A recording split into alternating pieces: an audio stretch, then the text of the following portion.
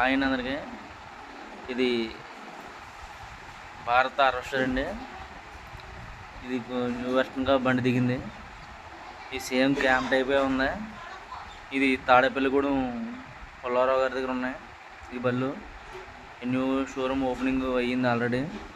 ఈ సంవత్సరం మార్కెట్లోకి దిగబోతున్నాయి ఈ బళ్ళు భారత్తో. ఈ 90 గేర్ బాక్స్, అలాగే బండి కూడా బాగుంది.